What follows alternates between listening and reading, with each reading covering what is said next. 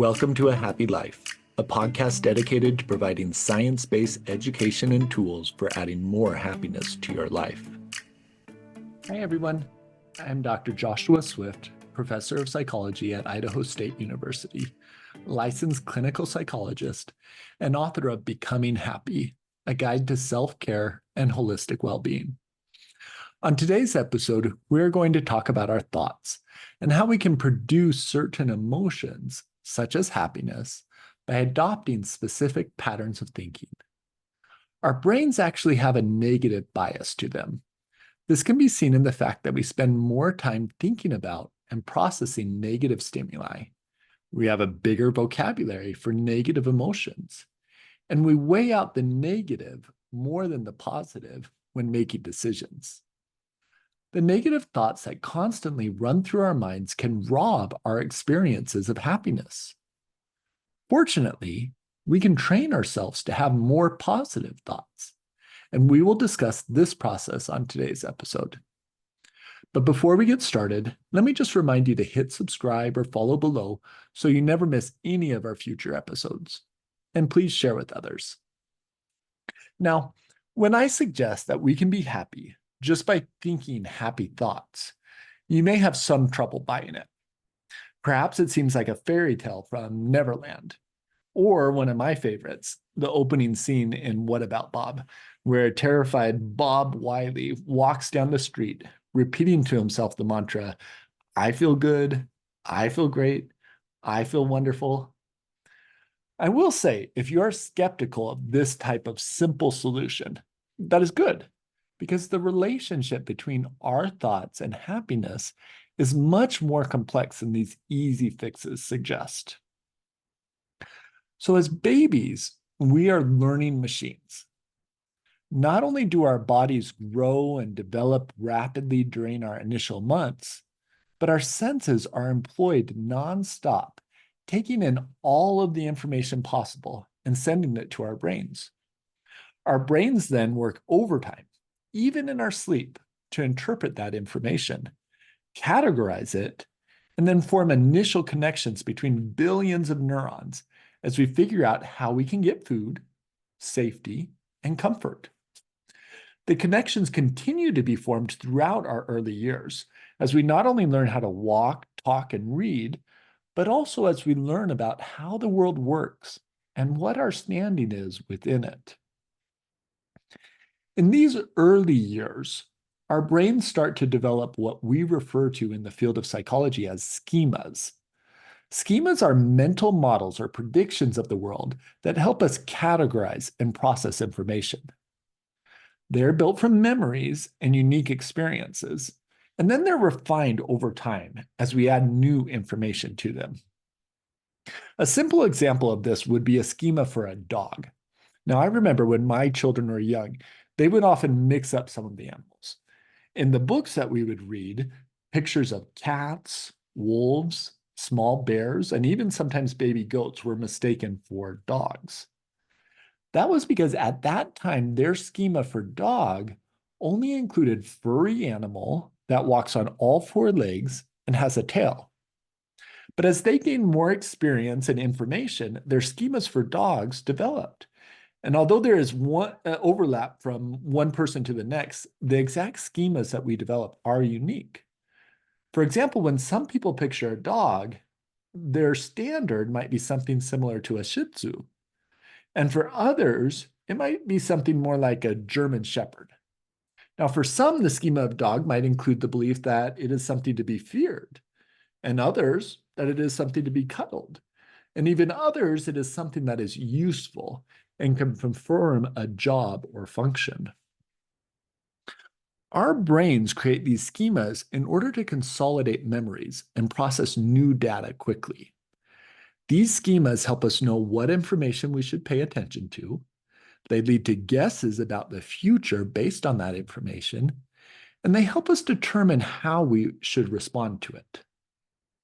Now, just like we develop schemas for animals and objects, we also develop schemas for events and situations, people, and even relationships. We even develop schemas about ourselves and our abilities. And all of these schemas are useful and necessary. We really couldn't function without them. Imagine waking up each day with no developed conceptions about how the world works. Now, because our brains have to work fast, they rely on these schemas a lot. Unfortunately, our schemas are not perfect. In fact, they can mess up in several different ways. But there are three that are especially common. So first, our schemas usually apply to averages rather than individual situations. Most people have had the experience where someone has assumed something about them because of the group they belong to, rather than who they are as an individual person. And that usually doesn't feel very good. Second, they can rely heavily on memories of extreme past events, rather than the most common situations. An example of this would be someone experiencing a car as being scary after a single accident, rather than relying on the thousands of experiences of being safe while in a car. And third, they can be rooted in a past that doesn't apply to current situations. For example, an individual who has been cheated on by several previous romantic partners may constantly suspect a current partner of cheating, even though the relationship is very secure. Let me provide one more example of how our schemas can impact our thoughts, emotions, and behavior. So let's say that we have two female students of equal capabilities in math who are enrolled in an advanced algebra class together.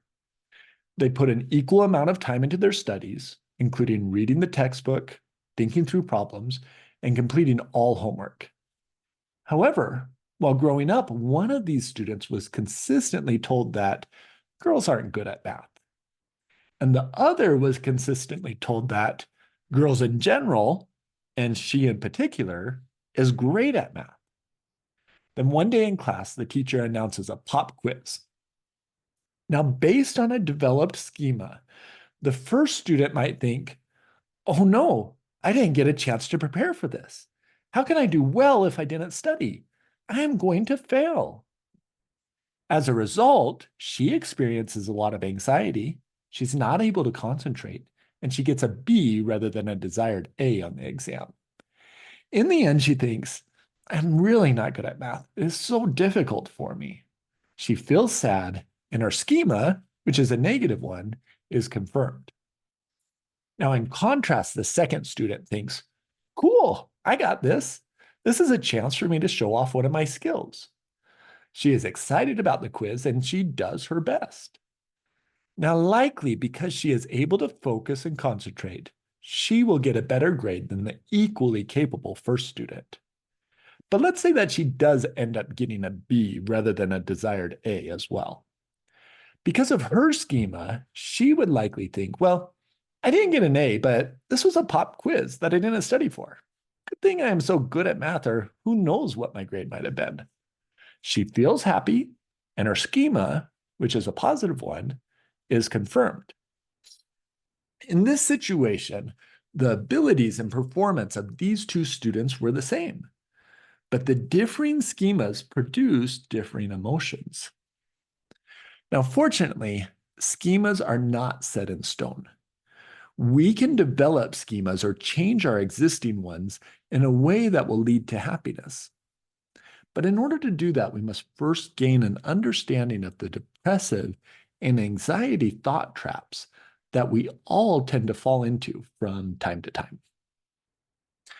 And we can think about these thought traps on two different levels. First is the foundational level. There are two popular theories about the content of the foundational level schemas for sadness, depression, worry, and anxiety. Albert Ellis, the developer of rational emotive behavior therapy, suggested that the foundational schemas for these emotions and disorders consist of three must statements that we sometimes tell ourselves. These include, I must be successful and others must like me or else I am worthless. Others must do right and treat me well or else they are bad. And life must be easy and I should always get what I want and need. Now, in contrast, Aaron Beck, the developer of cognitive therapy, suggested that the foundational schemas are a negative view of oneself, the world, and the future, a set that he referred to as the cognitive triad. And both of these models have strong theoretical and empirical support behind them. So whether you go with Ellis's set of must statements or Beck's cognitive triad, there is a common belief that these foundational schemas generally shape how we view and interpret most things in the world. And they give rise to the second level of thought traps, which are the surface level beliefs. These are the specific thoughts that are based on the particular situation we are in. For depression and anxiety, these specific thoughts are often referred to as cognitive distortions. And for sadness and depression, common cognitive distortions include all or nothing thinking, mental filtering, discounting the positive, mind reading, fortune telling, labeling, overestimations, catastrophizing, and maladaptive thinking. Now, rather than defining each of those right now, let me instead illustrate them going back to the example of a female student who has a negative schema about her math abilities. At the foundational level, this would be a negative view of oneself and the future, and a belief that fits, I must be successful and others must like me or else I am worthless. At the surface level, she may see anything less than an A as a failure, which is all or nothing thinking. When she does get an A, she brushes it off as luck, or because the teacher went easy on her grading, which is discounting the positive. And instead, she focuses on all of the individual items that she missed, which is mental filtering. In her mind, she is convinced that her teacher thinks she slows down the rest of the class and wishes she would just drop out, which is mind reading. When the teacher asks for someone to solve a problem on the board, she never volunteers because she is sure she would get it wrong, which is fortune telling. And all of the other students in the class would think she was foolish for even trying, which is more mind reading. As a result, she considers herself to be dumb, labeling, ignoring the fact that she performs fairly well in the class, as well as in all of her other subjects, more discounting the positive. All of these thoughts would lead to a depressive mood, particularly when attending the math class or thinking about her math performance. Yeah, you'll notice that most of these depressive thoughts are evaluations of the present or the past. But she may also have negative predictions about the future. Even though she typically gets A's and B's on her work in the class, she is convinced that she is going to fail her future exams and get an F grade in the course. This is an overestimation. Once that happens, she knows that it will tank her GPA, and as a result, she will never get into a good college and will end up poor without any good job prospects, which is catastrophizing. On her way to school one day, she gets a flat tire that is going to cause her to be late to her math class. And the whole time she is changing the tire and then driving to the school, she repeats to herself over and over, I am going to be late. I am going to be late. Now, although this is true, this just causes her to dwell on the fact that she will miss some of the lecture, which is maladaptive thinking.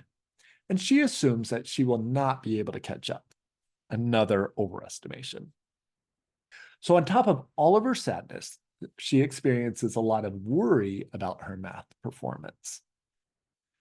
Now, this is just one example of how negative thought patterns can lead to depression and anxiety. But research has shown that regardless of the situation, when we fall into these thought traps, they have a negative impact on our mood and emotions. When we experience them infrequently, then we usually just have short or temporary experiences of sadness and worry. But when they are frequent and pervasive, they can rob us of almost all feelings of happiness. And these thoughts can be powerful. In fact, studies have shown that just reading statements out loud that represent the thinking traps can lead to a depressed mood. So, thinking traps at both levels, foundational and surface, can lead to depression and anxiety. But is the reverse also true? Can addressing thinking errors reduce the sadness and worry and result in more happiness? Well, according to the research, yes. Hundreds of studies have shown that treatments that address thinking errors are highly effective. In fact, treatments that seek to address thought patterns in the brain have typically been found to produce larger and longer lasting reductions in depression and anxiety than treatments that seek to address chemical patterns in the brain. In addition to reducing sadness and worry, developing positive thinking patterns can lead to happiness. As one example of this, researchers in Iran randomized 100 older adults to one of two groups, a positive thinking group and a control. In the positive thinking group, participants received training in addressing thought traps once a week for 8 weeks. And as expected, at the end of the study, those in the positive thinking group reported higher levels of both resilience and overall life satisfaction when compared to those in the control group. In fact, by the end of the study, 50% of the variance in the participants' overall life satisfaction was explained by whether or not they had received the training in positive thinking. Now, given all of the other factors that contribute to life satisfaction, that percentage is highly remarkable. So exactly how do we get out of sad or worry thinking traps and instead create positive or happy thoughts? Well, there are 3 general approaches that are supported by the existing research. The first 2 I will talk about today, and the third one I'll talk about on a future episode when I discuss mindfulness. The first option is what we refer to as cognitive restructuring. Cognitive restructuring has its origins with Ellis and Beck and is a core element of cognitive behavioral therapies, the most frequently used evidence-based form of psychotherapy that we see practiced today. It involves directly addressing irrational schemas and cognitive distortions through 4 steps: identifying, categorizing, challenging, and replacing. So first, identifying. The goal with this step is to identify specific thought traps that lead to sadness and worry for you. This is done through monitoring. Whenever you feel sad, take out a paper and pen or your phone and record the time and date, a few words to describe the situation, the emotion that you're experiencing, and then the thoughts that are running through your mind. As you record your thoughts, at first you might notice that they often seem like questions. Maybe something like, what if so-and-so doesn't like me? Or what if I make a mistake at work? But remember, questions lead to curiosity, not depression and anxiety. If those are the emotions that you're experiencing, it's likely that you're really telling yourself statements. So instead of asking, what if so-and-so doesn't like me? You're really likely saying, so-and-so isn't going to like me. And instead of asking, what if I make a mistake at work? You're really likely thinking, I'm going to make a mistake at work. After monitoring your thoughts, the second step is to categorize them. You can do this at both the surface level and the foundational level. At the surface level, you simply take each thought that you've written down and you figure out which cognitive distortion category it falls into. At the foundational level, you want to look for themes in the thoughts that you write down. Then identify the themes, look for the thoughts that keep coming up over and over in multiple situations, and then figure out what they have in common. Once the theme is identified, you can categorize it into one of Ellis's must statements or one of Beck's cognitive triad components.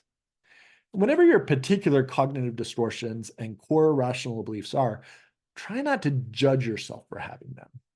Remember, They're just a result of the learning and schema development process that your brain has gone through throughout your life. Instead, maybe congratulate yourself for gaining insight into them. So now that you've labeled the categories, the third step is to challenge them. Go back to each thought and see if you can evaluate the evidence for and against them. And try to do this objectively as an outside observer. Maybe you can imagine you're a scientist measuring out the evidence, or you can imagine that these are the thoughts your best friend is having. How would you respond to them? The last step is in cognitive restructuring is to replace the maladaptive thoughts with more adaptive ones. Perhaps you try to see a good that could come out of the situation, or you focus on a positive piece of it, or a strength that you showed, or you embrace the unknown. Now, you can do all four of these cognitive restructuring steps for just one particular situation, but it usually works best when you practice it over and over again. By doing that, challenging sad or worry thinking and focusing on the positive instead can become natural and a habit for you. And sometimes, particularly when the depression or anxiety are severe or they've been around for a long time, it can be really helpful to have a licensed mental health professional help you work through all of these steps. Now, in addition to cognitive restructuring, a second option is to practice thinking more positively. This can be done on its own, but I would usually recommend doing it in conjunction with challenging maladaptive thoughts. So there was a study that comes to mind on this topic that was published a little while back, and it received a significant amount of attention in the media. In this study, the researchers asked participants to write down as many emotion words that they could think of in a 2-minute period. And they found that across participants, about 50% of the words represented negative emotions, 30% positive ones, and 20% neutral. So this finding suggests that not only do we tend to know more negative words than positive ones, but these negative words are also more readily available in our minds. But what if we switch this balance by spending time thinking about positive things? Would there be a favorable impact on our mood that follows? Well, several researchers have attempted to answer this question. In these studies, the researchers have tasked participants to do things like read a list of positive words, repeat positive self-affirmations in their mind throughout the day, write about positive events, watch a positive video, listen to upbeat music, and purposely think about happy memories. At the same time, they have had other participants do similar tasks, but focus on neutral rather than positive content. And then after some period of time, ratings of happiness, satisfaction, and well-being are shown to be higher in the positive thinking groups. So whether you choose to write in a journal, ponder on happy memories, or just speak more positively, if you do it on a regular basis, it can produce more positive thoughts and in turn, more happiness. So whether you choose to replace maladaptive thinking patterns with happier ones, or to add positive thinking exercises to your day, you still want to make sure that your positive thinking is balanced. In other words, the goal isn't to think that everything will always work out perfectly in the future, just the way you want it to. Remember, this type of thinking actually falls into one of Ellis's core irrational beliefs that leads to depression and anxiety. Instead, positive thinking is about seeing the good in situations and choosing to focus on that rather than the bad. Let me finish this episode by sharing a story that Ellis tells about his college days. So when he was young, he avoided ever talking to females out of a fear that they would reject him. But as he got older, he decided that he was going to face this fear head on. So he set a goal to approach at least 100 females in a park that he frequented in New York City and start up conversations with them. He hoped that he would get at least one date out of the exercise. Now, it's been reported that he approached 130 women that summer, and about 25% of them rejected him before he could even start a conversation. However, he was able to talk to the remaining 75% of them. And all of the women he approached, only one agreed to go on a date with him, but she ended up not showing up for that date. So his desired outcome of getting a date never happened. But that wasn't the thought he chose to focus on.